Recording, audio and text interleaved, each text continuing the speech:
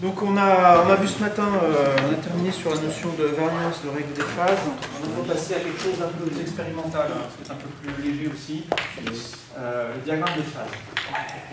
Ça j'aime bien ça.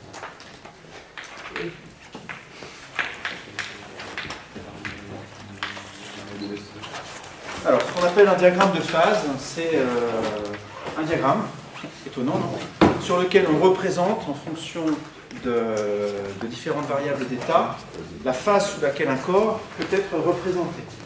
Par exemple,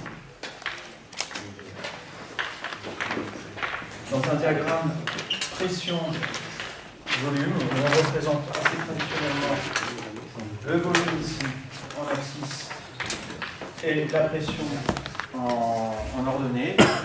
On peut représenter dans ce diagramme l'état sous lequel se trouve le système. Par exemple, si c'est un corps pur, on va pour l'instant s'intéresser uniquement à des corps purs.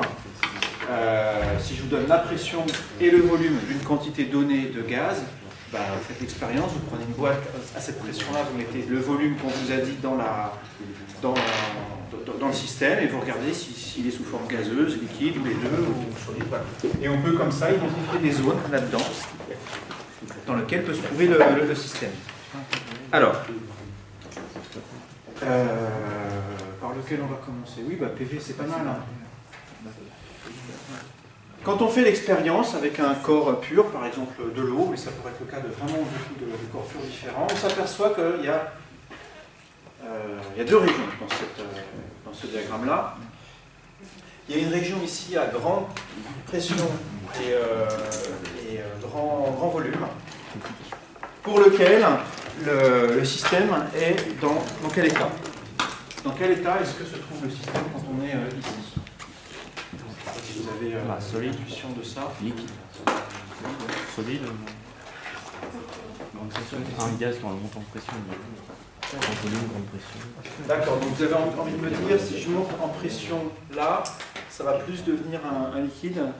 Ouais, voire solide. Voire solide. Comme au centre de la Terre. Ok, c'est intéressant. C'est pas ça du tout, mais ça.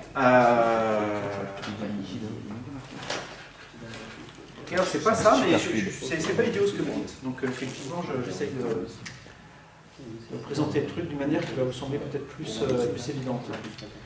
Alors, on va commencer par, imaginons qu'on ait un gaz parfait, déjà. On va représenter les états d'un gaz parfait là-dedans. Imaginez qu'on fasse une transformation dans laquelle on impose la température constante. On va faire une transformation isotherme d'un gaz parfait dans ce diagramme-là. Quelle tête a une isotherme dans le diagramme PV pour un gaz parfait? Isotherme.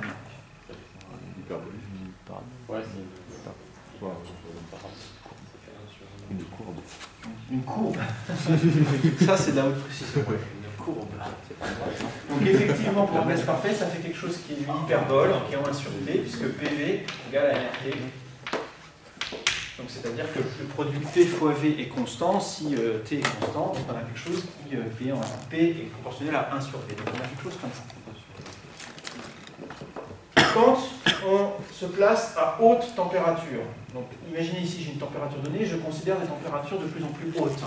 Est-ce que le système va de plus en plus se comporter, imaginons que ça décrive un gaz, qui est un gaz réel, mais qui s'approche pas mal du gaz parfait. Si je prends des températures encore plus élevées que ça, est-ce que je vais m'approcher de l'hypothèse des gaz parfaits en augmentant la température, ou est-ce que je vais m'éloigner de l'hypothèse des gaz parfaits? On s'éloigne.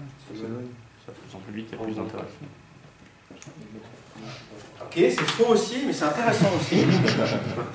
L'hypothèse des gaz parfaits, en fait, c'est pas tellement que les particules vont vite ou doucement, c'est que c'est l'hypothèse que les particules n'interagissent pas entre elles. Voilà, on a une énergie potentielle d'interaction qui est faible. Mais faible devant quoi? Justement devant leur énergie cinétique, en fait. Donc, oui.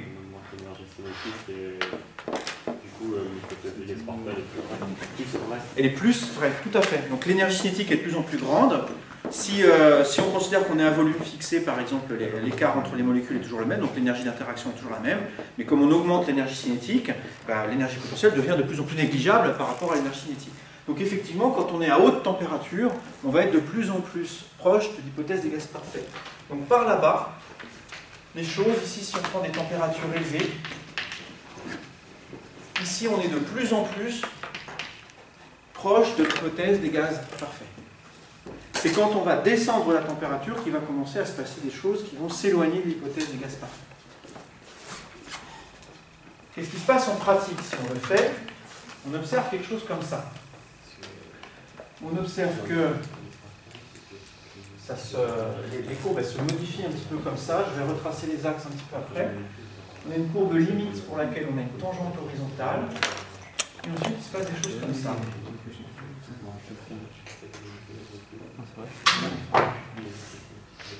C'est toujours P en fonction de V, ici, à T fixé. Tout ça, c'est des isothermes, mais on s'aperçoit que quand on passe une certaine température, qu'on appelle la température critique,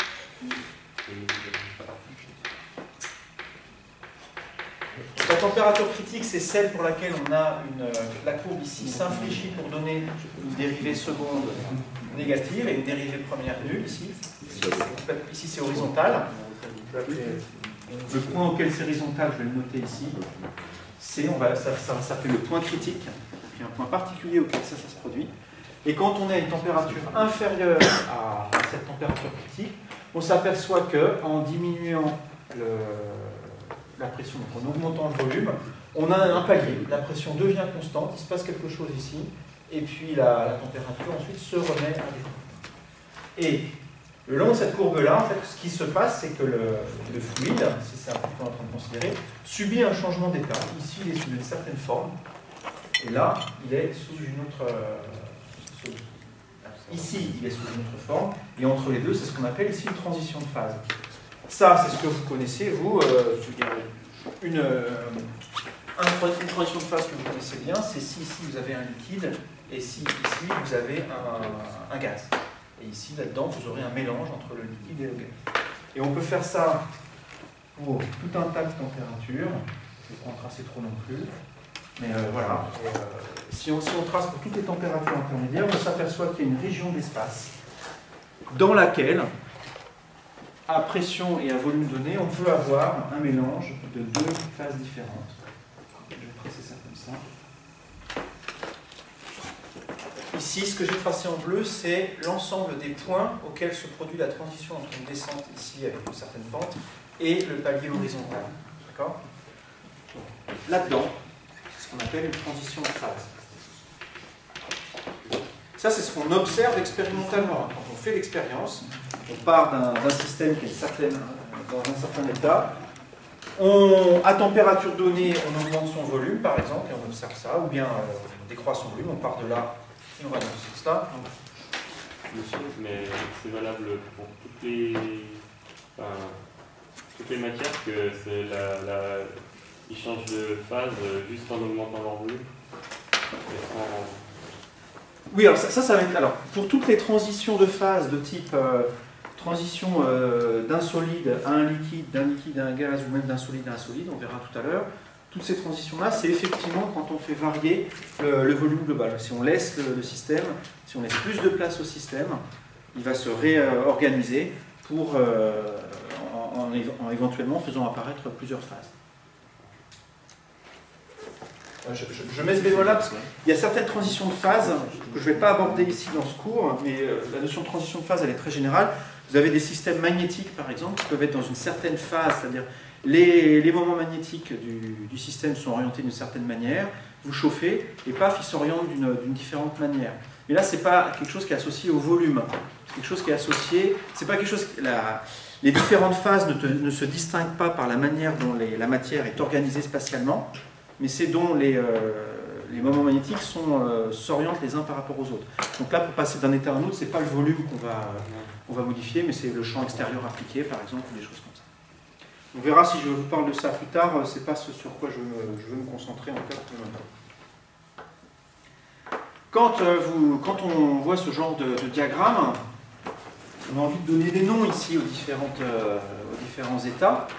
L'état qui est ici, avec des grands volumes, et des faibles pressions, là, ça c'est ce qu'on va appeler des gaz. Ici, c'est la vapeur. Ici, c'est le liquide.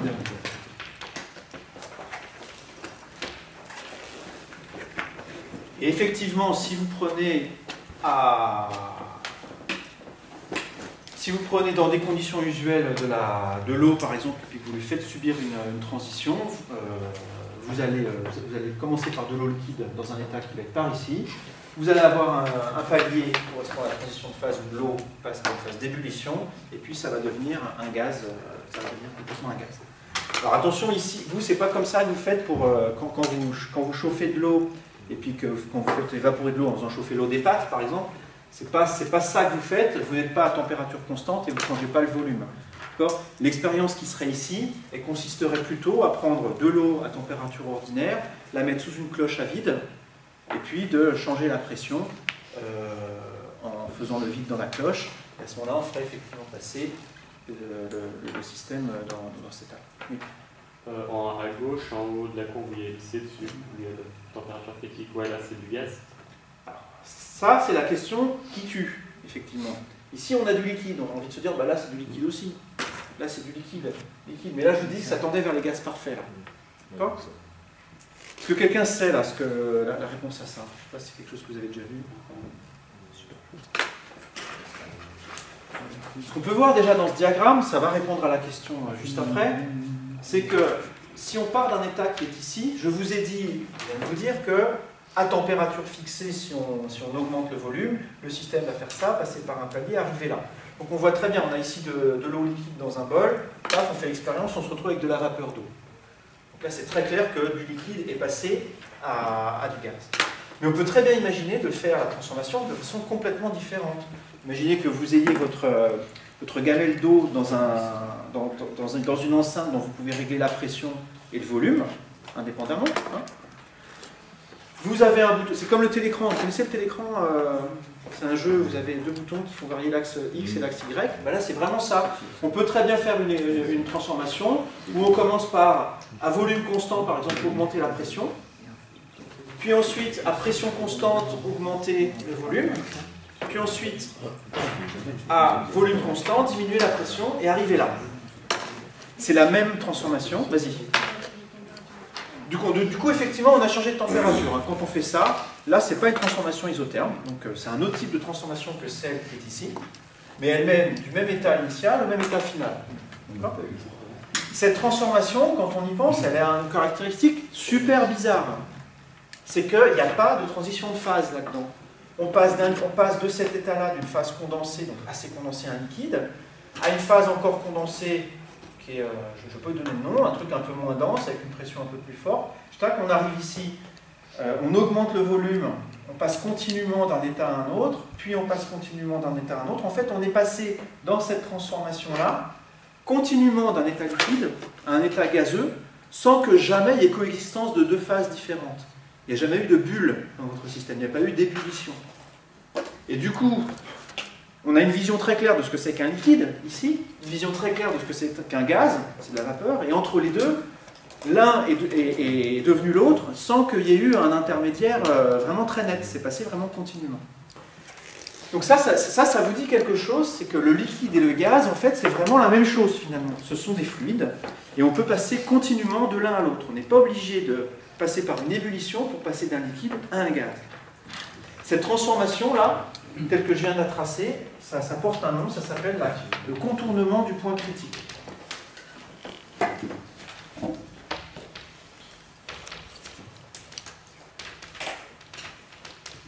Monsieur, mais continuellement, c'est dire que ça passe d'un coup d'un état à l'autre ou... Non, continuellement, c'est pas d'un coup, c'est...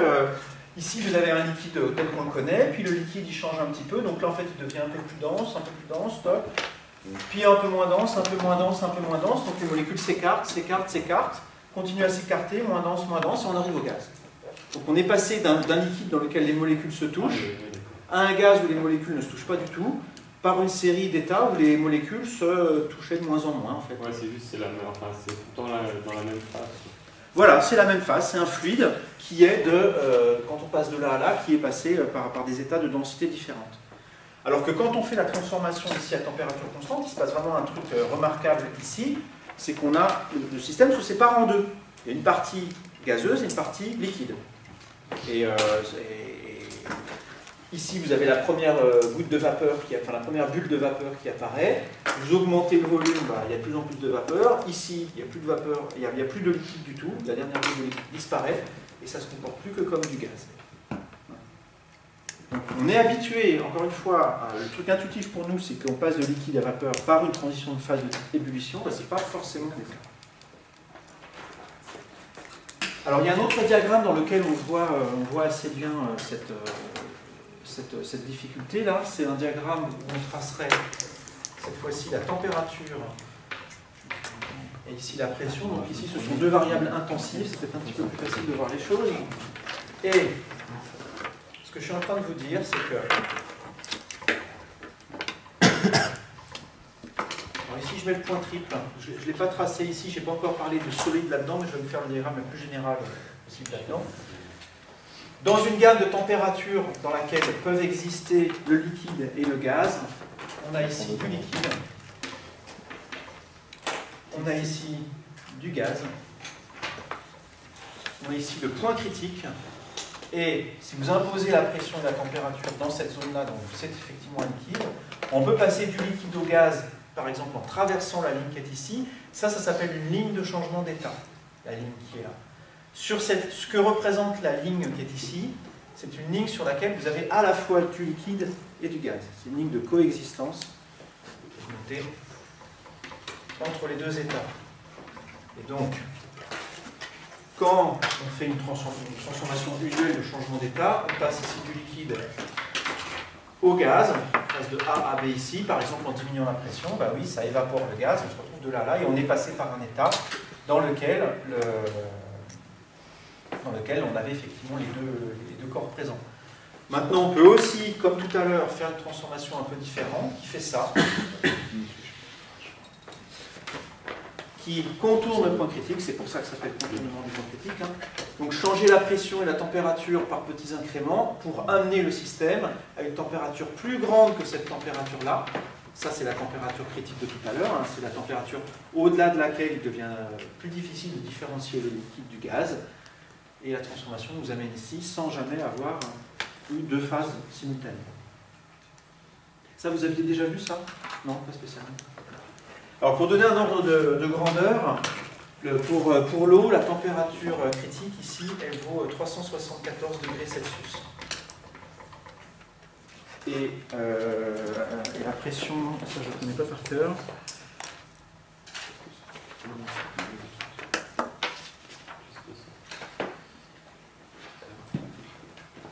218 atmosphères. C'est beaucoup, hein? PC égale à 218 atmosphères. C'est une expérience qui n'est pas facile à faire. Hein. Il faut effectivement monter très très haut en pression pour arriver à contourner ce point-là. En température, ça va, ça reste raisonnable, mais ça se fait dans un four et avec quelque chose qui appuie. Hein. Et il faut un récipient qui tienne cette pression-là. Hein. Encore une fois, vous ne faites pas ça chez vous avec une bouteille d'évier en plastique. Monsieur, donc si on appuie sur le liquide dans un four, donc c'est température, cette pression, donc au bout d'un moment il n'y a plus de liquide, sans qu'il y ait eu évaporation, c'est ça? Vas-y, redis. Donc si on fait l'expérience, c'est-à-dire on se met dans un four à 374 Celsius. Oui, ici, d'accord. Et donc à la pression de 218 atmosphères. Oui. Donc on se met là, et oui. du coup on augmente un petit peu la température, oui. un petit peu la pression, et on laisse, et il y aura un gaz sans que personne ne se rende compte, c'est ça? C'est ça, exactement. On sera passé de quelque chose qui ressemble à un gaz à quelque chose qui ressemble à un liquide, en augmentant la pression, sans qu'on ait eu l'impression qu'il se soit passé brutalement quelque chose. Ouais. Pour faire cette expérience-là, c'est vraiment un fluide qu'on met dans une enceinte ici avec un piston sur lequel on peut jouer. Donc on peut jouer sur la pression qui est là-dedans. Donc on part de l'état qui est ici à une pression qui est relativement basse. On peut d'une part arriver au liquide ici en appuyant dessus. On appuie sur le piston très fort et on arrive pouf ici avec que du liquide. Ou bien on appuie doucement sur le piston mais en chauffant, donc en mettant ça dans un four. Donc on chauffe ici en augmentant la pression jusqu'à ce que la température soit plus grande que 374 degrés. Et on essaie d'avoir une pression qui soit plus grande que 218 atmosphères. C'est ça qui est dur hein, dans l'expérience, c'est pas ça. Et une fois qu'on a appuyé avec 218 atmosphères, on peut laisser le système redescendre ici et on obtient à la fin du liquide. Okay. Alors vous avez ici deux manières différentes de voir la même transition de phase entre le liquide et le gaz, ici à température constante quand on varie le volume, et ici en fonction de la pression et de la température. Et donc il faut bien voir que quand on passe de B à A en traversant cette ligne de coexistence là, il se passe beaucoup de choses à cet endroit-là.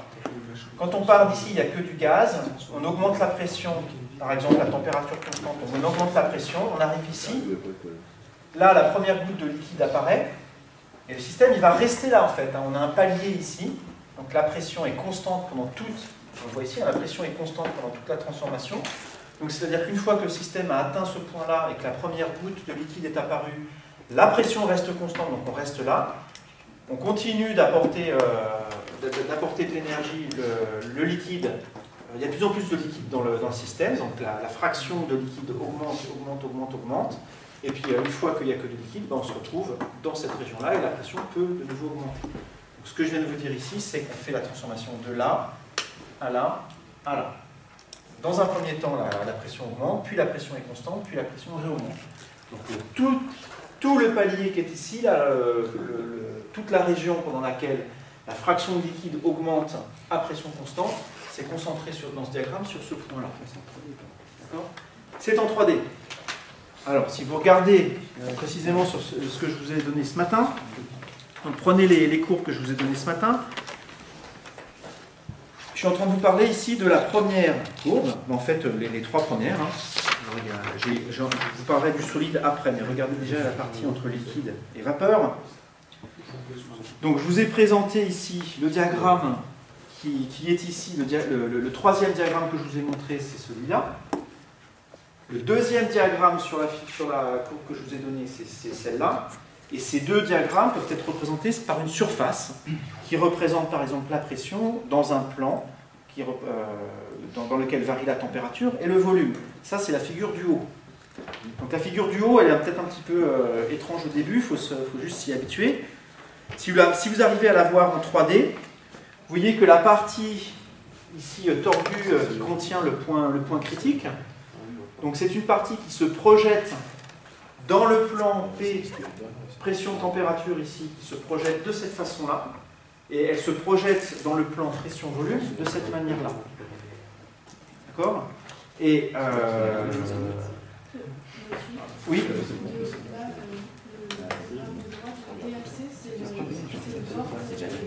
Celui-là, c'est celui-là. C'est le deuxième. C'est la pression en fonction de la température. Ah oui, et on l'a aussi sur le dessin d'en haut, tout à fait. Donc j'essaie de vous montrer les projections. C'est celle qui est en haut à gauche.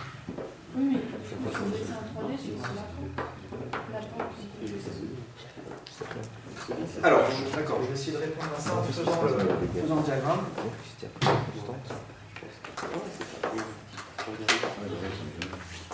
Je trace juste pour l'instant la partie dont je viens de parler.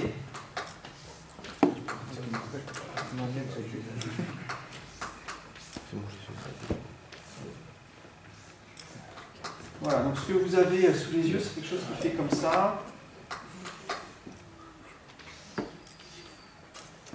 Donc vous avez ici, ça c'est la température, vous avez ici le volume, et vous avez ici, selon l'axe vers le haut, la pression. D'accord ? Là, quand on regarde cette surface ici de côté, si avoir la projection dans le plan P et TT, je peux le reporter ici, pourquoi pas, ça c'est le même axe que ça. Si je veux projeter ça sur le plan pression-température, il faut que je regarde ça d'ici. Et toute cette partie-là, là, je la vois comme un trait. C'est le trait qui est ici. D'accord ? Donc, toutes les droites ici qui sont là correspondent à ces droites-là dans ce diagramme-là. Je les vois de face en fait. Donc, ça fait un point pour moi. C'est le point qui est ici. D'accord ? Donc, ce qu'il faut vraiment imaginer, c'est cette courbe-là. Si on arrivait à se décaler un petit peu pour voir la partie en volume, on la verrait se tourner, ça deviendrait une ligne, et on tendrait vers ça, en fait. Hein, d'accord ? Si vous ne savez pas quoi faire avec de la pâte à modeler chez vous, faites ça. Et puis regardez l'autre côté. Est-ce que c'était ça ta question ? Oui, d'accord. Dans la phase de transition, on fait diminuer le volume, mais si la pression elle augmente, ça veut dire qu'on ne force pas et avec la même force, on peut diminuer le volume. Alors avec la même force, c'est pas parce que la pression est constante qu'il n'y a pas de travail qui est effectué. Un travail, c'est l'intégrale de moins P dV. Donc à pression constante, si on veut changer le volume, il faut quand même exercer une force. Oui, mais je veux dire, elle ne va pas augmenter en volume. Non, enfin le travail sera proportionnel effectivement au volume enfin ça dépend de combien on tire, voilà, simplement. Si je tire 2 fois plus, ça sera un travail 2 fois plus grand. Ça ne devient pas de plus en plus dur ou de plus en plus facile. Mais quand je dis tirer, c'est vraiment ça qu'on fait dans cette expérience-là. On est dans un bain à température constante et puis on a au début que du liquide, que de l'eau, une seringue, et puis on tire en bouchant le bout. On tire et voilà, donc le volume augmente, ça reste de l'eau jusqu'à un moment où il y a les premières bulles qui apparaissent. On continue à tirer, il y a de moins en moins d'eau, ça se transforme de plus en plus en gaz, et au bout d'un moment, quand j'ai tiré suffisamment, je sais pas que c'est plus que de la vapeur d'eau.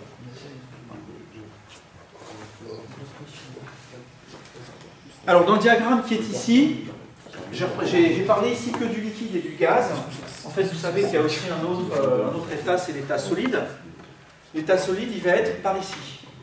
C'est celui qui est à basse température. Quand on diminue la température, certains corps peuvent se solidifier, pas tous. Ici, je prendrai l'exemple de l'eau, par exemple. Et on a aussi différentes séparations entre le solide et le gaz. On va avoir quelque chose comme ça. Et puis entre le solide et le liquide. Alors, ici, lequel je vous montre? Je vous montre de l'eau ou pas? Allez. Ça comme ça.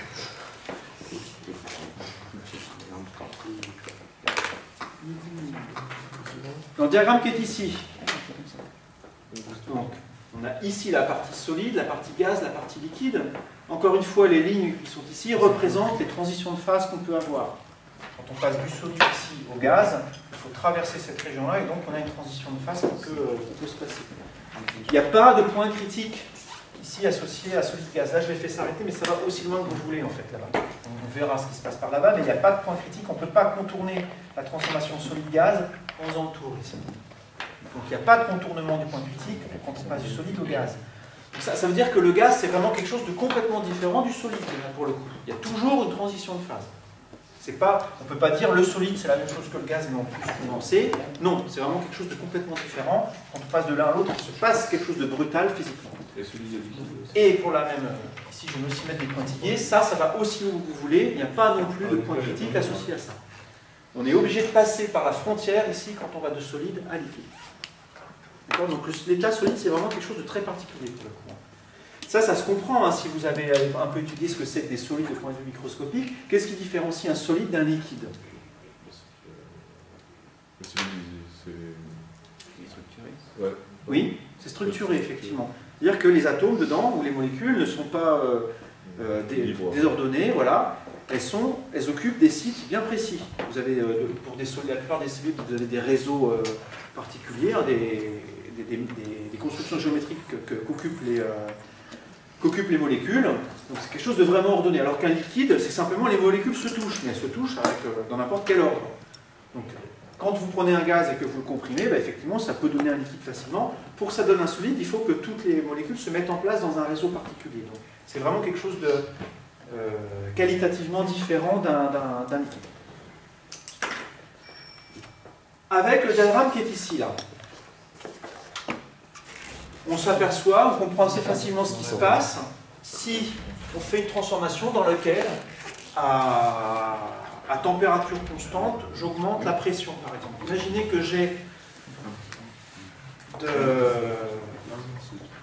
que j'ai un système ici solide,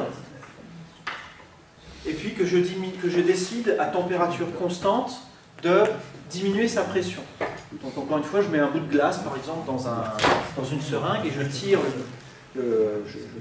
sur le piston pour diminuer la pression. Qu'est-ce qui va se passer? Si ça, c'est à température constante, on va descendre ici, on va se retrouver là. Donc quand on diminue la pression, on passe d'un solide au gaz en ayant fait une transition de phase. Ça, c'est une sublimation. D'accord? On peut aussi passer du liquide au gaz. Si je suis ici, je tire sur le liquide, ça donne du gaz. Là où ça devient plus intéressant, C'est imaginer ce qui se passe quand on passe par exemple au solide, ici, et que je décide par exemple d'augmenter la pression. D'après le diagramme qui est ici, là, à température constante, j'ai le solide et j'appuie dessus, hein, c'est vraiment ça que je fais, j'appuie dessus. J'obtiens du liquide, ici. Est-ce que ça vous semble normal, ça? Non, effectivement, enfin, avec la plupart des corps, c'est pas ce qui se produit. Avec la plupart des corps, le diagramme que vous devriez dessiner, c'est quelque chose qui est plutôt comme ça. C'est-à-dire que pour passer du solide au liquide, il faut diminuer la pression. Ou au contraire, si on a un liquide et qu'on appuie dessus, ça devient un solide. C'est le cas pour vraiment la plupart des corps. Ça, je voulais dessiner comme ça parce que j'étais en train de vous parler de l'eau.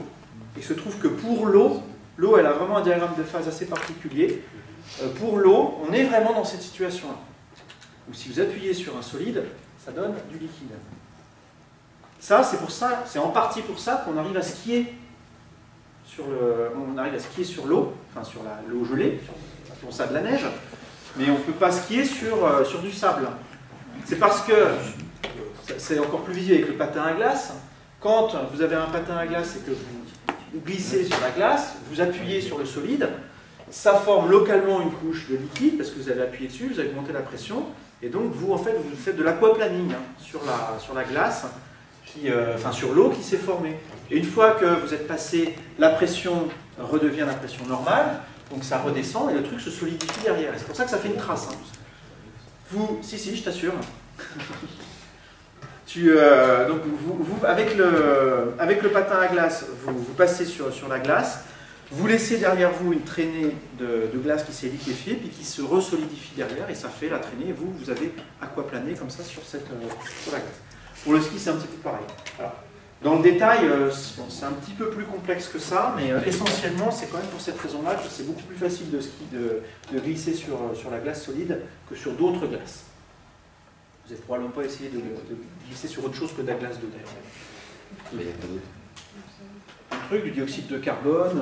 Ah ouais, c'est chaud. Si tu vas sur des satellites d'autres planètes, tu peux faire ça sur du méthane. Tu peux essayer de skier sur du méthane. Ça marche moins bien.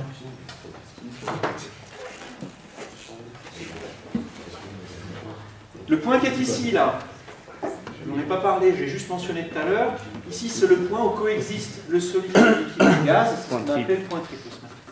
Donc ça, ici, c'est le point triple. Et on voit bien effectivement que ça correspond à une pression donnée et à une température donnée. Voilà, c'est fixé, le point triple, il est là, il est pareil. Bon.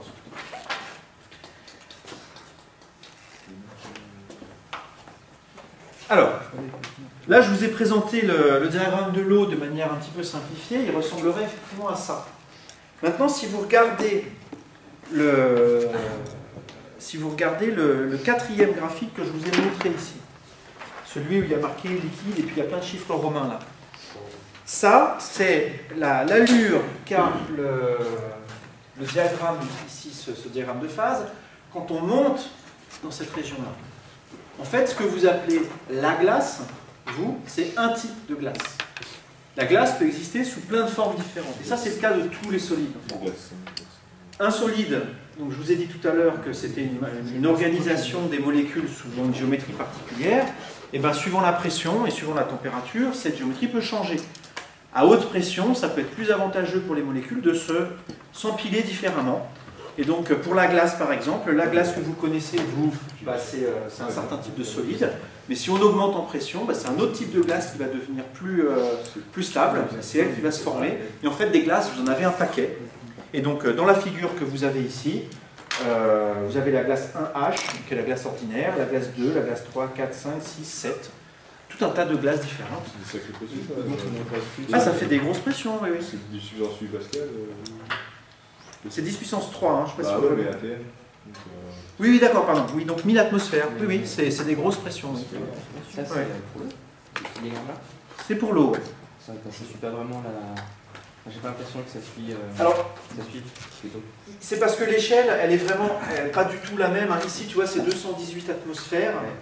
Et là, le diagramme que vous avez, le premier tic, là, c'est à 5, 10 puissance 3, 5000. Donc c'est déjà vachement plus haut, là.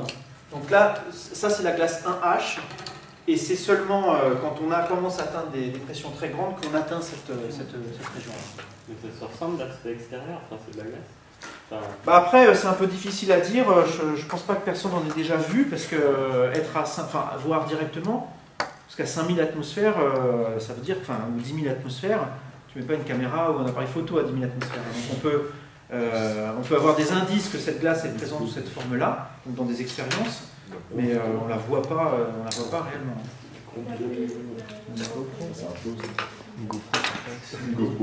Et le gaz, lui, la question c'est où est le gaz là-dedans? Oui, alors, encore une fois, toute la région qui est ici dans le diagramme que je vous ai présenté, elle est là, d'accord? Donc le gaz, il serait vraiment tout en bas et tout là-bas, complètement hors d'échelle sur la figure qui est ici. Si vous voulez vraiment, si vous tenez à mettre le gaz dans la figure que vous avez là, vous avez quelque chose qui ressemble à ça. Ça, c'est la figure que vous avez, vous, avec tous les trucs assurés ici. Le gaz, il serait vraiment là, avec le point critique ici, mais tout collé en fait. Ça serait des pressions qui seraient petites par rapport aux échelles qui sont là.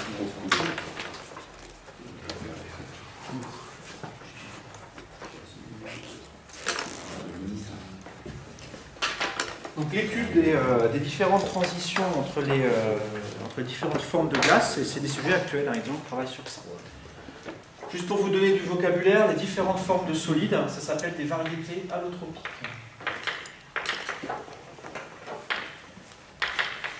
C'est pas un numéro vert pour partir en vacances aux Seychelles, allotropique. Et la propriété, donc la propriété qui est qu'un solide peut être présent sous différentes formes, ça s'appelle l'allotropie. L'allotropie, c'est le fait qu'un solide peut se retrouver sous différentes formes. Ça, c'est une blague qui marche. C'était nul.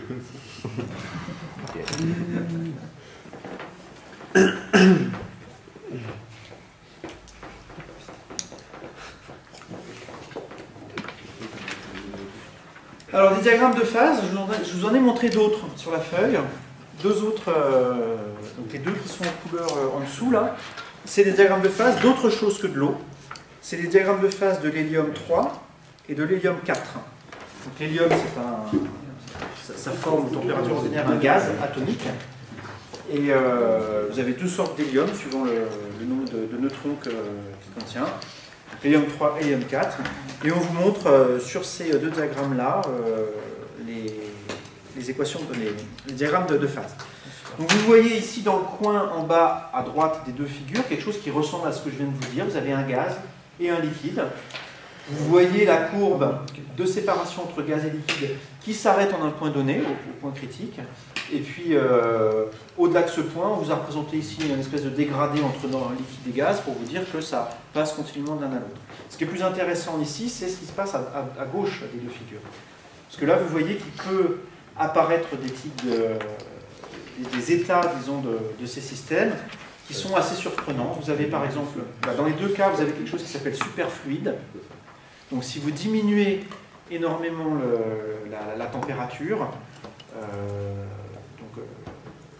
dans un cas moins d'un millième de Kelvin, dans l'autre en dessous de 2, quelque chose de Kelvin, vous obtenez ce qu'on appelle un superfluide, c'est-à-dire un système qui... Vous savez ce que c'est un superfluide? Non, pas du tout.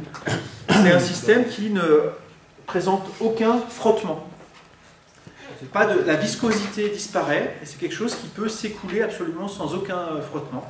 Alors vous connaissez peut-être plus un phénomène similaire qui...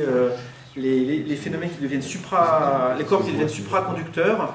À basse température, vous avez certains corps dans lesquels vous n'avez pas de frottement en gros entre les électrons et puis les ions, et la résistance électrique devient complètement nulle. Vous connaissez ça? Non? Ça, c'était découvert au début du XXe siècle. Les supraconducteurs, c'est un truc de fou. Les supraconducteurs, vous prenez un fil supraconducteur, donc vous mettez le système dans cet état-là, vous lancez un courant avec une pile, vous enlevez la pile, vous laissez le courant passer, le courant passe. Et on a fait l'expérience, et pendant des années, il passe. Voilà, il n'arrête pas de passer. Il n'y a pas de résistance pour dissiper l'énergie électrique, donc il n'y a rien qui le dissipe, et le courant qui a été lancé comme ça reste indéfiniment. Comment ils ont réussi à déterminer les superfluides Parce que, enfin, quand on regarde les Kelvin, c'est quand même 0,00.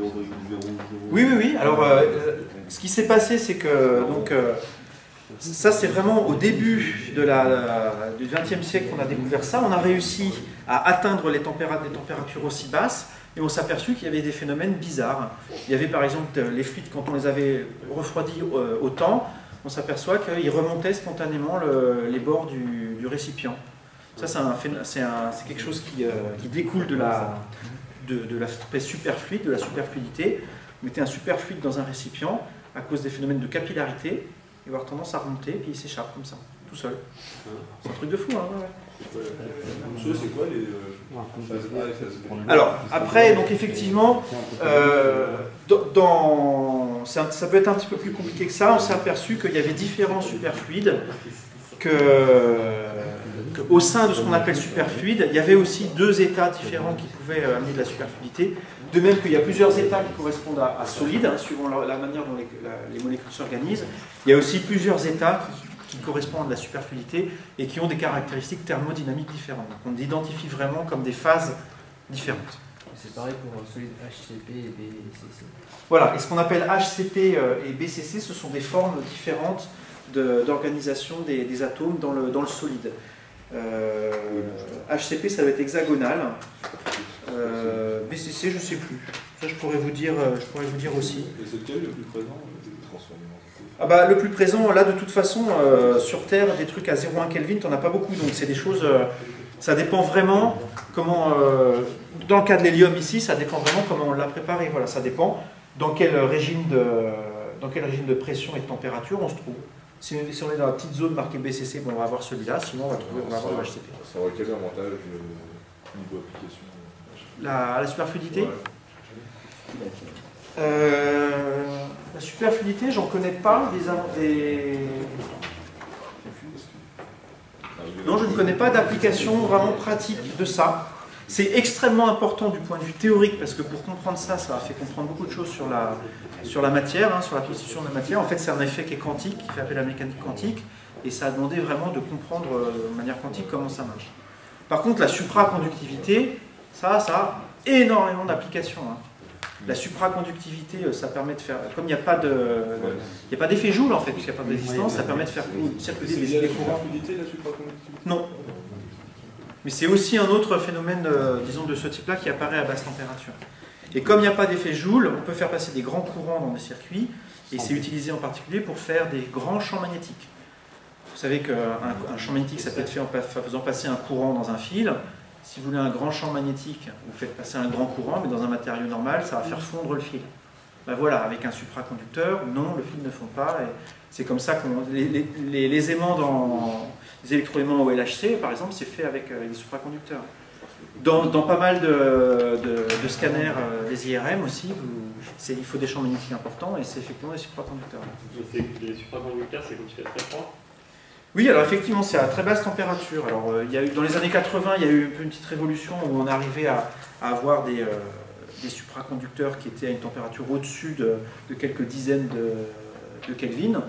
Avant, c'était plutôt quelques Kelvin, mais ça reste des températures inférieures au zéro, largement. Ouais, donc il faut pas mal d'énergie pour y faire.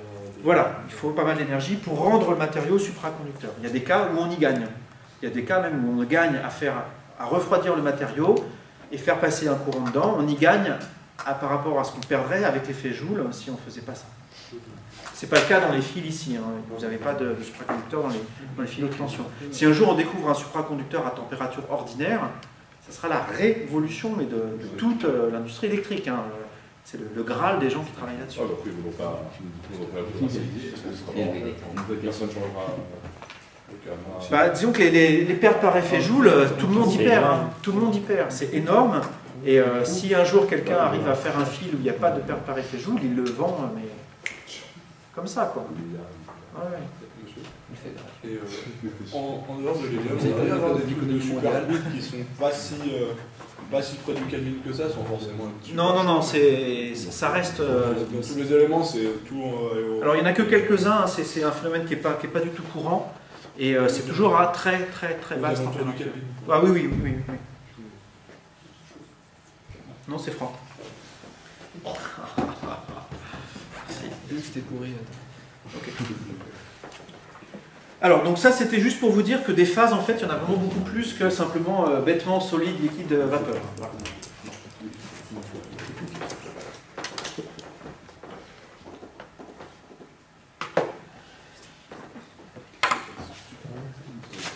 Alors, ah oui, j'ai toujours pas de numéro de registre ce matin.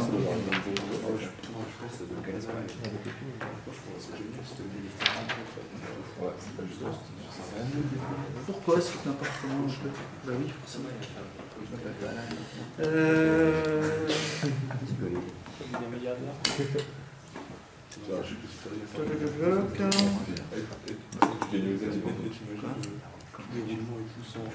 Ça, on s'en fout.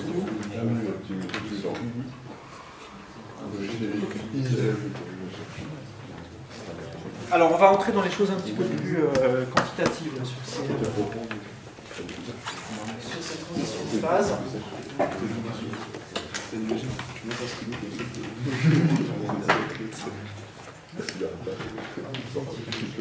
Ça s'appelle relation de Clapeyron. Chaleur latente.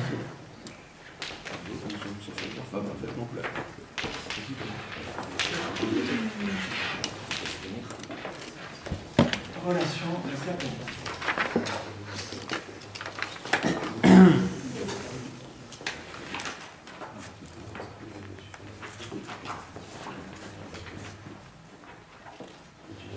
Alors d'abord quelque chose qu'on a déjà vu, et je vais rappeler ici un peu plus précisément. Quand on veut faire fondre un corps, on a un solide, on veut le faire devenir liquide, il faut lui apporter de l'énergie.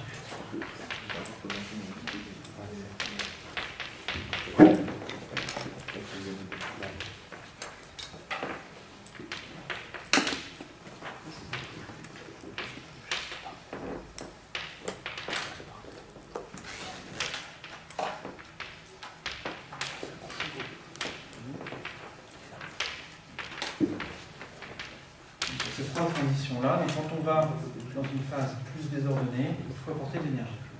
Et solide gaz. Donc on introduit, pour décrire ça, on introduit souvent les chaleurs latentes.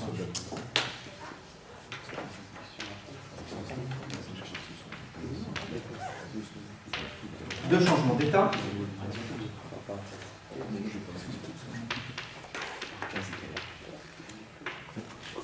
Ils sont définis de la manière suivante. On appelle L la chaleur latente de changement d'état, la variation d'enthalpie associée à la transformation. Donc ça, c'est la chaleur latente. Une petite question. Question bête. Oui, Petite question. allez-y. Quand on tourne le point critique, Oui. donc il n'y a pas de chaleur latente. Tout à fait, c'est une excellente remarque. Effectivement, quand on traverse, quand on fait la transformation au cours du point critique, il n'y a pas de chaleur latente parce qu'il n'y a pas de transition de phase. Tout à fait. Très bonne remarque. Et ça, donc H, c'est l'enthalpie. Pourquoi est-ce qu'on introduit l'enthalpie? Ben, ça, c'est lié à quelque chose qu'on a vu quand je vous ai parlé d'enthalpie. Quand on a des transformations qui se font à pression constante, et ça c'est quelque chose qui est très courant en laboratoire, c'est plus facile à faire en pratique, on est nous soumis à l'atmosphère terrestre qui impose la pression. La variation d'enthalpie, c'est la quantité de chaleur qu'on apporte à pression constante. Le delta H, c'est égal à la quantité de chaleur qu'on apporte. Donc c'est pour ça qu'on définit la chaleur latente de cette manière-là. Ça décrit vraiment la quantité de chaleur qu'il faut apporter sous une pression constante pour faire la transformation. Et donc on a la chaleur latente qui est ici dépend de la température à laquelle on fait la transition. Hein. Ça on verra tout à l'heure. Mais dans les conditions ordinaires, vous avez la chaleur latente de vaporisation. Non, j'ai même pas pris les valeurs ici. Je vous les avais données au début du cours. 330. Vous les avez encore? 330 kJ par kilogramme et par Kelvin, non, et par kilogramme, tout simplement. Et la chaleur latente de fusion, qui était beaucoup plus grande, 2000 ou quelque chose. Combien? Vous l'avez sous les yeux, non? Je ne me rappelle plus la valeur précise. Bon, vous l'avez quelque part au début? Parce que je ne laisse pas au tableau un truc. C'était vraiment au tout début, quand on faisait les quantités de chaleur. Quand je vous ai parlé des quantités de chaleur. Non, vous ne l'avez pas? Bon. Peu importe, vous vérifierez les nombres qui sont ici. L'ordre de grandeur, ça doit être effectivement quelque chose comme ça.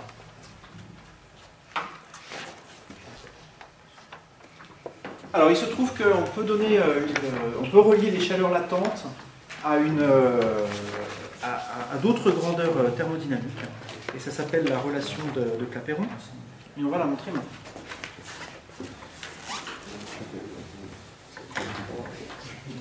Ouais, c'est ça les valeurs. C'est ça? D'accord. 258. Ouais, 2258. 2260, 58. 58. Ah ouais, c'est l'inverse en fait. C'est l'inverse? Hein? Non, non. C'est V.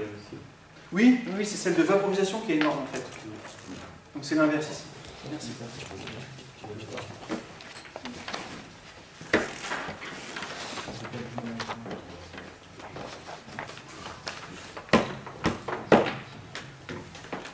Bon, vous l'avez noté? Non. Non? C'est bon. Alors, vous allez voir qu'on a une relation entre cette chaleur latente et puis d'autres grandeurs intéressantes. Ça s'appelle la relation de Clapeyron. Et cette relation de Clapeyron, elle est basée sur quelque chose qu'on a vu ce matin. Donc ce matin, je vous ai parlé de potentiel chimique. On a vu ce matin que le potentiel chimique, ça s'assimilait à l'enthalpie libre molaire. Je le rappelle ici.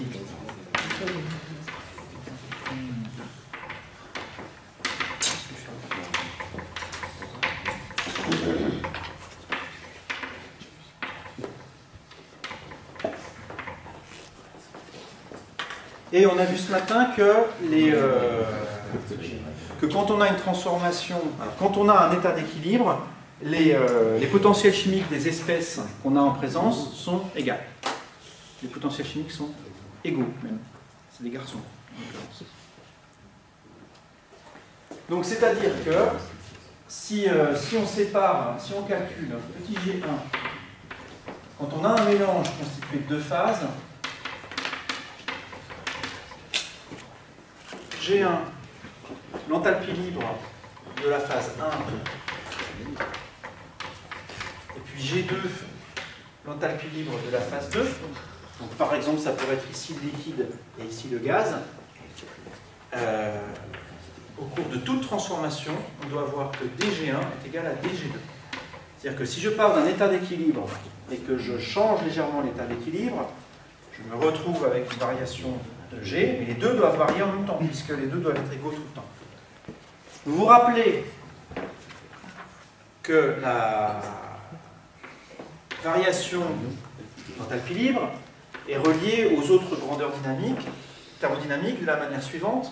C'est moins S dt plus VdP.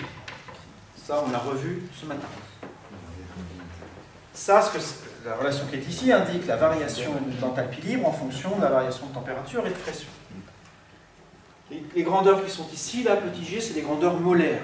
Donc j'ai divisé en fait grand G par nombre de moles. Si je divise l'équation qui est ici par nombre de moles, qu'est-ce que j'obtiens?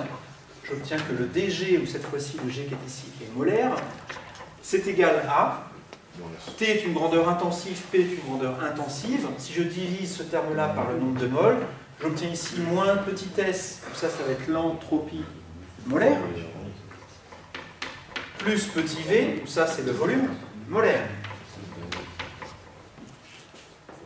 Et ça, je peux l'écrire pour le corps 1, je vais le faire tout de suite ici, et pour le corps 2.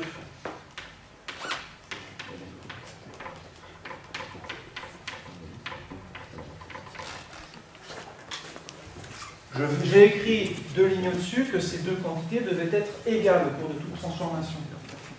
Donc, je vais égaliser. Je vais dire que ces deux quantités-là sont égales.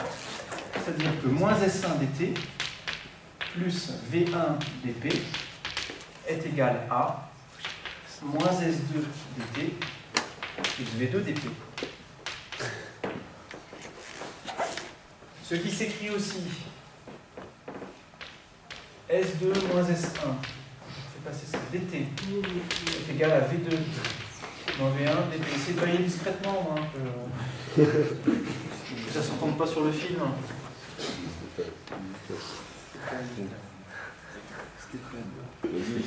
Et je vous ai dit qu'on allait avoir une expression qui faisait intervenir les chaleurs latentes de changement d'état. Ici, je n'ai pas encore parlé de chaleur latente. Où est-ce que ça va intervenir, ça? Ça va intervenir dans les entropies qui sont ici. Que nous dit le premier principe? Alors imaginons, pour fixer les choses, on a peut-être besoin, vraiment pour vous aider en fait à voir la suite, là c'est pas nécessaire de le faire, mais on va fixer les choses. Je veux dire que 1 ici c'est le liquide, c'est du liquide, et puis que 2 ici c'est de la vapeur.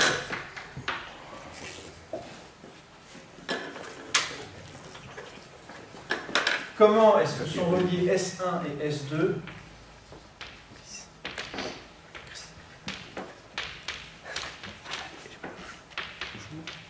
Et la chaleur latente ici de vaporisation.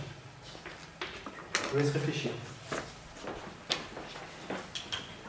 Petit S, je vous le rappelle, c'est l'entropie molaire de la vapeur, non, du liquide.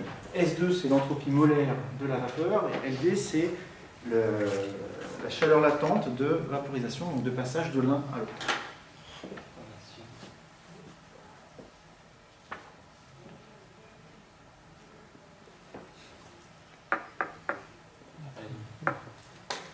Donc il faut se rappeler de ce que dit le second principe. De toute façon, à chaque fois qu'on parle d'entropie, il y a des chances que ça fasse intervenir le second principe.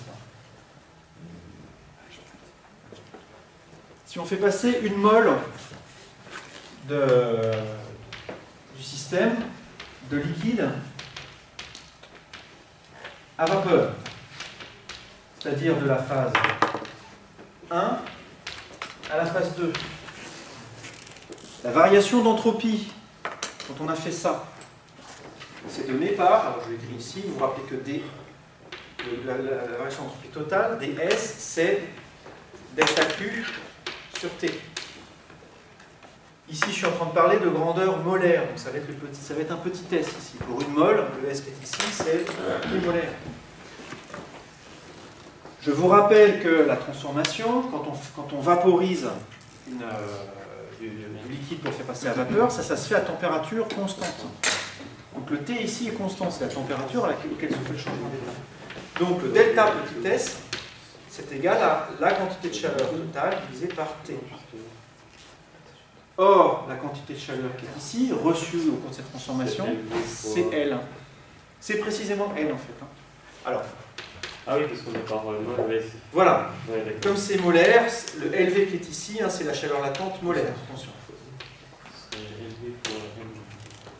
Sinon, si effectivement on avait le delta grand S, ce serait LV fois le M ou le N, suivant qu'on a une chaleur latente. C'est quoi le problème là? C'est quoi? Mais t'essayes de la balancer là, c'est ça? Bah, ça me dérange de voir faire le clown avec une bouteille derrière, sinon tu te lèves, tu le donnes. Surtout quand il va y fort juste avant. Donc, pour reprendre ce où on en était, le delta S qui est ici, c'est quand on veut l'exprimer en fonction de S1 et de S2. Donc ça, c'est le S. C'est S2 moins S1. Le delta S qui est ici. Et ça, c'est donné par LV sur T. Où LV ici est molaire. Et bah du coup, je vais remplacer ça dans l'expression qui est au-dessus.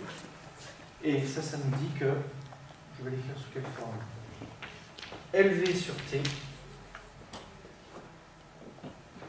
fois dt sur dp est égal à V2 moins V1.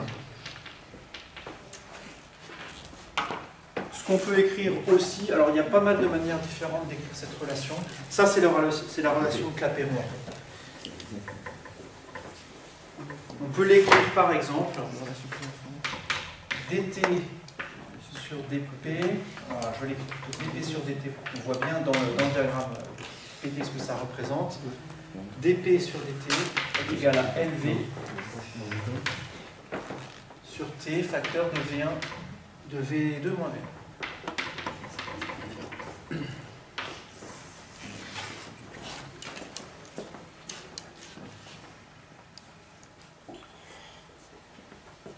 Pourquoi est-ce que cette relation est intéressante?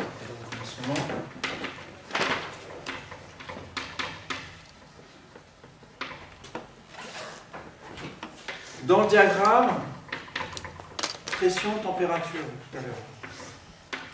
Je vous ai dit qu'on avait quelque chose comme ça. Ici, c'était liquide, solide, et ici, gaz.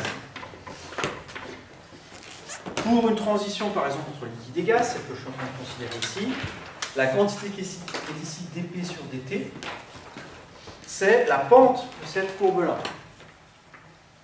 D'accord? Si je me déplace ici de dt horizontalement, je me déplace de dp horizontalement, et le rapport entre les deux, c'est la pente de cette courbe-là. Donc cette relation ici vous donne la pente de cette région, de cette courbe-là, de la courbe de vaporisation, en fonction de la chaleur latente de changement d'état, de la température à laquelle ça a lieu et de la différence entre les volumes molaires. Donc ça veut dire que vous avez un moyen de mesurer, effectivement, ou de construire cette courbe-là. Si vous arrivez à mesurer la chaleur latente de vaporisation, vous connaissez la température et vous connaissez ça, vous connaissez la pente, finalement, de cette courbe en chaque point. Et donc vous pouvez construire la courbe à partir de mesures de chaleur latente. De n'importe quelle... Pardon ? De n'importe quelle matière. Oui, de n'importe quelle matière. Et en fait, pour illustrer la démonstration ici, pour appuyer sur un truc concret, je vous ai dit que c'était un liquide et un gaz, mais c'est vrai pour toutes les transitions de phase. En particulier, vous voyez ici un autre point intéressant, le cas de l'eau. Je vous ai dit que l'eau ici avait une courbe de transition entre solide et liquide qui était différente de celle des autres corps. Ça, c'est lié à la pente de la courbe dp sur dt. Vous aviez deux cas ici. Il y avait le cas de l'eau qui est ici, dans lequel la pente dp sur dt a quel signe ici? Elle est négative. À quoi c'est lié physiquement ça? Ben, c'est lié à une propriété de l'eau que vous connaissez. C'est lié au fait que les glaçons, ça flotte. Ça semble ne rien avoir à voir, mais en fait ça a tout à voir. Parce que le fait que la glace flotte, allez, je vais faire la démonstration dans ce sens-là. Qu'est-ce que ça veut dire sur les volumes molaires? Ça, je vous rappelle que c'est celle de la... Ah mince, j'ai oublié. Ça, c'était celle du gaz. Ouais. Ça, c'est celle... Ah, pardon. Ici, du coup, on est entre solide et liquide. Donc, ça, c'est celui du liquide, et ça, c'est celui du solide. Le fait que la glace flotte, ça veut dire que le V du solide, le volume molaire du solide est plus grand que le volume molaire du liquide. D'accord? Ça veut dire que la quantité V2 moins V1 qui est là-bas est négative. Quand on passe de la glace à l'eau, en fait, le volume diminue. Donc cette quantité-là est négative. Donc si vous regardez dans la relation de Clapeyron ici, la chaleur latente, ça c'est quelque chose de positif, il faut apporter de l'énergie pour faire fondre de la glace. La température c'est positif, donc ça vous dit que dp sur dt est négatif. Et donc effectivement la pente, elle est de ce type-là. Oui. On a d'autres matériaux qui ont un volume solide molaire qui est plus grand que le volume solide. Il y en a quelques-uns, mais c'est quand même assez rare. Hein. C'est quand même assez rare. C'est en fait c'est des corps qui vont avoir dont les molécules ont des interactions vraiment fortes les unes avec les autres, et en particulier quand il y a des liaisons hydrogènes. Les liaisons hydrogènes, ça fait que les molécules d'eau, elles ont plutôt envie de se ranger entre elles d'une manière vraiment très particulière. En fait, les molécules d'eau, ça a cette forme-là, comme mes doigts, et si vous voulez empiler des molécules d'eau de façon la plus efficace possible, elles vont s'interpénétrer comme ça, et ça va être bien compact. Ça, c'est le liquide.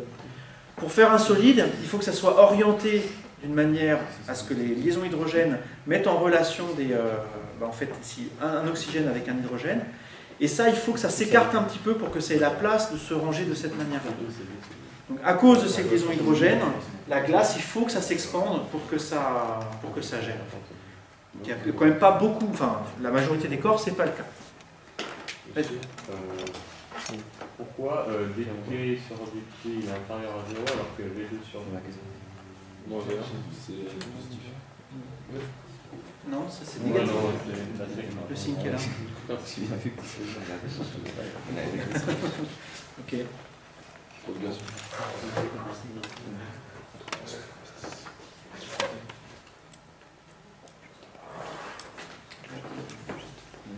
Alors,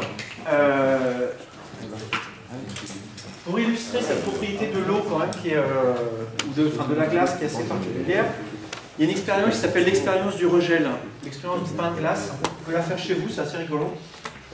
Alors il faut arriver à solidifier un cylindre d'eau. Ça c'est facile, vous prenez une bouteille de ce type-là. Voilà, celle-là, sacrifiée, pof, vous mettez ça d'eau, vous la mettez au congélo, vous la ressortez 3 heures après. Et donc ça va faire un cylindre comme ça, plein d'eau. Vous coupez la bouteille, vous sortez le cylindre d'eau, 2 cylindres de glace. Le cylindre de glace, vous le posez ici sur 2 bouts de chaise, par exemple. Vous mettez une serpillière en dessous, parce que ça va goûter. Hein. Et l'expérience consiste à faire la chose suivante. Vous faites passer ici une corde de chaque côté, vous mettez des poids ici. Un bon truc, un bon kilo de chaque côté, 2 kilos de chaque côté, donc du coup il faut des cordes solides, des cordes de guitare ça va bien, un truc en fer, le plus fin possible. Et ce que fait la corde ici, c'est qu'elle exerce une pression à l'endroit où elle appuie. Comme si la pression est assez grande, donc si les masses ici sont assez grandes, vous passez au niveau de la corde du solide au liquide. Donc ça liquéfie dessus, paf, la corde passe, la partie liquide passe au-dessus de la corde, mais du coup se retrouve avec une pression atmosphérique normale, donc regèle. Et donc vous avez comme ça, au cours du temps, la corde qui descend et qui traverse le pain de glace sans le couper. Si vous le faites, je vous envisage à faire un time-lapse avec, vous prenez des photos toutes les 30 secondes et vous faites un film comme ça, on voit le truc traverser. Voilà, TP pour la prochaine fois, si vous vous embêtez. Plus on met quoi, plus ça descend. Oui. Et une limite, il faut vraiment prendre un poids assez fort pour qu'on arrive à passer la transition ici. Et après, une fois que c'est fait, plus tu mets effectivement une pression importante, plus ça va descendre vite.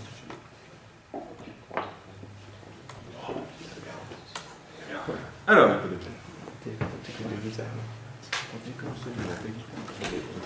je vais maintenant en venir à un autre point important, qui est la notion de pression de vapeur saturante.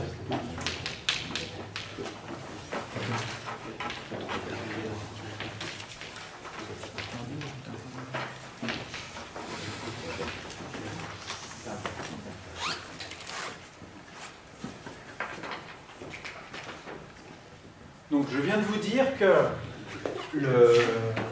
l'équilibre vapeur liquide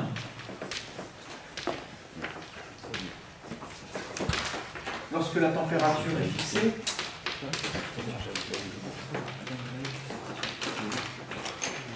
se fait à température fixée aussi, se fait à pression fixée. Ça, c'est ce que je vais vous refaire le petit schéma qu'on avait tout à l'heure, où lequel je prends. Par exemple, celui avec V et P, où on avait quelque chose comme ça. À partir d'un état de grande pression ici du liquide, on augmente le volume, paf, on arrive ici. On a un palier, et puis une fois qu'il n'y a plus de phase condensée, il n'y a plus que du gaz, paf, ça descend. Ça, la pression qui est ici, là, c'est ça qu'on appelle la pression de vapeur saturante. C'est la pression à laquelle a lieu l'équilibre entre liquide et vapeur. Entre parenthèses, ça serait vrai aussi si je remplaçais là-dedans le mot liquide par le mot solide. On a aussi un équilibre possible entre la vapeur et le solide. Ça s'appelle la sublimation. Ça a aussi lieu de la même manière à pression fixée, mais une pression qui n'est pas la même. Donc la pression qu'on obtiendrait ici, c'est aussi une pression de vapeur saturante, et en fait il y en a deux des pressions de vapeur saturante. Il y a celle de l'équilibre entre liquide et vapeur, et celle de l'équilibre entre solide et vapeur. Si vous regardez ici le diagramme qui est ici, là on avait P en fonction de la pression en fonction de la température. Vous voyez que l'équilibre entre solide et vapeur, dont je suis en train de vous parler là, il n'a pas lieu pour toutes les, toutes les pressions. Vous voyez que si je suis à une pression supérieure à la pression du point triple ici, si je suis au-dessus de ce point-là, on ne passe pas du solide au gaz tout de suite. Ça passe par une phase intermédiaire qui est le liquide. Donc au-delà de cette pression-là, il faut nécessairement, donc au-delà de cette pression-là, il faut nécessairement passer par le liquide pour aller du solide au gaz. Donc il y a quand même certaines conditions qu'il faut respecter pour qu'on passe du solide au gaz. Mais quand c'est possible, ça se fait aussi avec une pression constante, et c'est ce qu'on appelle la pression de vapeur saturante du solide. Cette pression de vapeur saturante, elle a une importance dans la vie de tous les jours pour des situations qui sont un petit peu différentes de celles dont je vous parle ici. C'est quand on parle d'hygrométrie et de degré d'humidité dans une pièce. Vous savez tous que si on prend une gamelle d'eau, là je prends une gamelle d'eau, je la pose sur une table, si je reviens 2 jours après, la gamelle d'eau, il n'y a plus d'eau dedans. L'eau s'est évaporée. Quand on y pense, avec ce qu'on vient de voir là, ça paraît super bizarre, ça. Parce que l'eau n'a pas bouilli, il n'y a pas eu d'ébullition. On est en dessous de la température d'ébullition, donc on peut se demander pourquoi est-ce que l'eau est allée se transformer en vapeur. Thermodynamiquement, ça semble bizarre. Est-ce que vous avez une idée de ça, de pourquoi?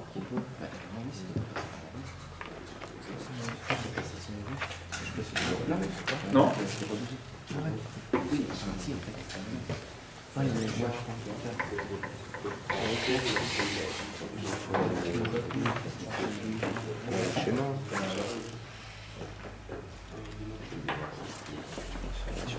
Alors, pourquoi est-ce que, d'abord, avant de répondre à cette question, pourquoi est-ce que ça se fait à pression constante, ce phénomène-là? Qu'est-ce qui se passe vraiment, physiquement, quand on a de l'eau, ici, et puis que cette eau est en équilibre avec la vapeur? Pourquoi est-ce que si je chauffe, de l'eau va se transformer en vapeur, et si je refroidis, ça va être le contraire? Qu'est-ce qui se passe là-dedans? Il y a deux phénomènes qui rentrent en jeu et qui sont concurrents. Il y a d'une part le fait que si vous chauffez le système, vous allez augmenter l'agitation thermique, donc l'agitation moléculaire, dans les deux phases, et en particulier dans l'eau, si les molécules d'eau sont de plus en plus agitées là-dedans, il va y avoir une probabilité plus grande qu'une particule s'échappe de l'eau et se retrouve libre, détachée du reste du liquide. Un liquide, c'est un système dans lequel les molécules sont agglomérées les unes aux autres. Et elles sont agglomérées parce que vous avez des forces attractives entre les molécules à courte distance, mais si une molécule a une énergie suffisante pour s'arracher à cette force attractive, elle s'en va effectivement. Donc vous avez tout le temps des molécules qui partent de l'eau pour aller vers la vapeur, et vous en avez d'autant plus que la température est élevée. Vous avez un deuxième phénomène qui se produit aussi, c'est que les molécules de vapeur, elles sont libres, elles se voient assez peu, elles interagissent peu les unes entre elles, et de temps en temps, il y en a qui vont dans cette direction-là, qui vont venir taper sur l'eau. Et donc vous avez une certaine probabilité que ces molécules d'eau soient capturées par l'eau. Donc c'est vraiment un phénomène dynamique. L'équilibre entre l'eau et la vapeur, c'est vraiment un équilibre entre des molécules qui ont une certaine probabilité de quitter l'eau pour aller vers la vapeur et les molécules de vapeur qui ont une certaine probabilité de taper sur l'eau et d'être absorbées. Cet équilibre-là dépend de la température. Aux faibles températures, vous allez avoir, ça va être assez difficile pour les particules de partir de l'eau parce qu'elles ont une agitation thermique qui est faible. Donc vous allez avoir plus. Quand les molécules de la vapeur d'eau viennent taper sur l'eau, elles vont venir se coller là et elles ont peu de chances de repartir. Donc ça va augmenter la quantité d'eau.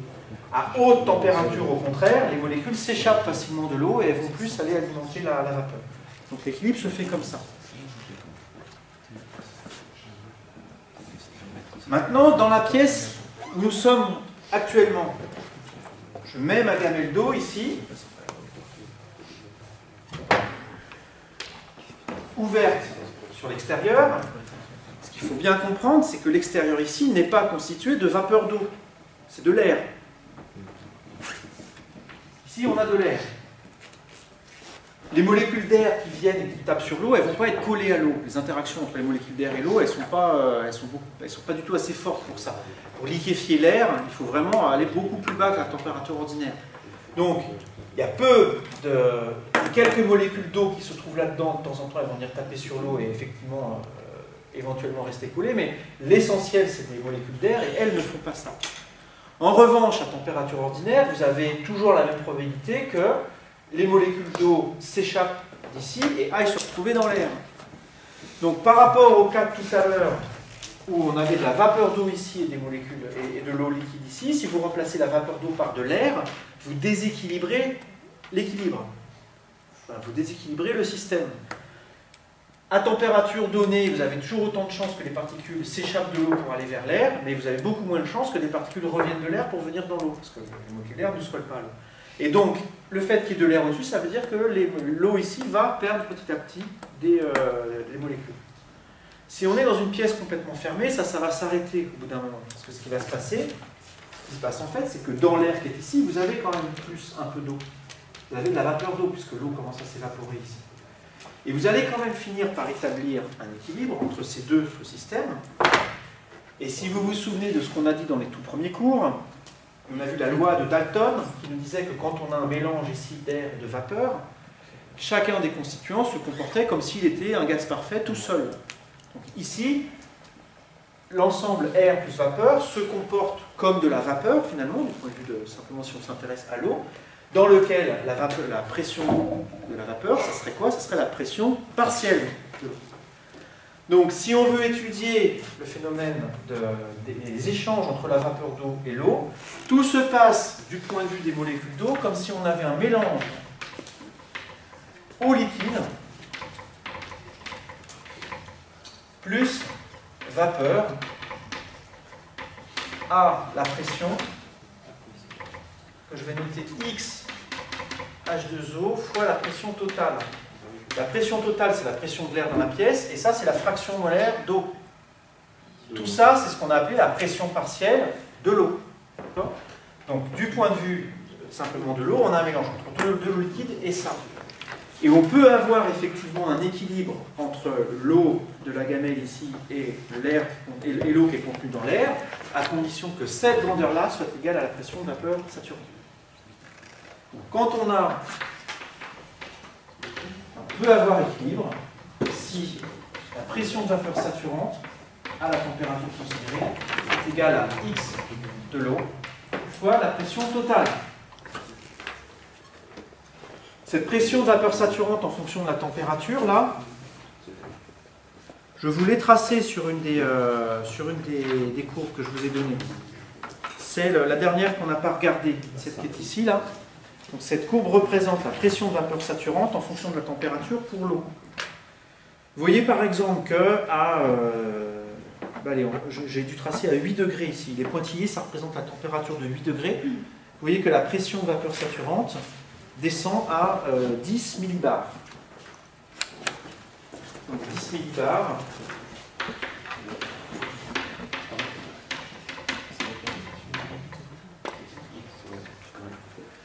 Ça veut dire qu'on peut effectivement avoir un équilibre entre la vapeur d'eau et de l'eau à température ordinaire si la quantité qui est ici, c'est-à-dire la fraction molaire d'eau fois la pression totale, c'est quoi la pression totale? C'est 1 bar. Donc si on a X H2O fois 1 bar qui est égal à 10 millibars, c'est-à-dire 0,01 bar, et bien c'est OK. On peut avoir un équilibre. Donc ça veut dire ça que X H2O égale à 1%. Si vous avez une hygrométrie, ce que je suis en train de vous dire, c'est qu'à 8 degrés, vous avez un état d'équilibre qui se fait entre de l'eau liquide et puis l'air, avec un degré d'humidité dans l'air qui est de 1%. Si vous avez un degré d'humidité plus grand, l'eau qui est dans la vapeur d'eau va avoir tendance à se condenser dans la gamelle d'eau. Si vous avez une hygrométrie plus faible, de l'air très sec, et bien là, l'eau va s'évaporer et ça va enrichir l'air en vapeur jusqu'à ce qu'on obtienne ça. S'il fait plus froid, ça a tendance à se condenser aussi. S'il fait plus froid et que c'est entre marques, vous regardez la courbe, vous apercevez que la pression de vapeur saturante décroît. Donc effectivement, ça va se condenser. Vous allez obtenir un moment où, à degré d'hygrométrie donné, vous allez avoir apparition de gouttelettes d'eau. C'est ça la rosée du coup. C'est la rosée, c'est exactement ça. Et d'ailleurs, ce point, cette température s'appelle le point de rosée. Je reviendrai sur ça la prochaine fois. Je ne vais pas aller trop vite non plus. Donc on reprendra ça un petit peu plus précisément en faisant éventuellement un ou deux applications numériques sur ça la prochaine fois. Je vous invite à faire une expérience pour préparer le prochain cours. Une expérience de fou, en clair mot. Ça, vous ferez ça si vous voulez. Vous prenez une bouteille d'eau minérale, une petite bouteille d'eau minérale, fermée hermétiquement. Vous la mettez au congélo pendant 2-3 heures. Vous la sortez calmement. Normalement, l'eau sera liquide dedans. Ou bien vous tapez dessus, ou bien vous l'ouvrez simplement, et vous allez vous apercevoir que ça va prendre en masse tout d'un coup. En fait, vous avez réalisé ce qui s'appelle la surfusion, on verra la prochaine fois. Vous pouvez avoir de l'eau liquide à une température plus faible que 0 degré. C'est un état qui est dit métastable, et si on le perturbe par exemple en ouvrant la bouteille d'un coup ou en tapant, ça prend en masse et ça se solidifie, ça c'est impressionnant. Oui, ça met 2-3 secondes à solidifier, vous voyez le truc qui monte comme ça.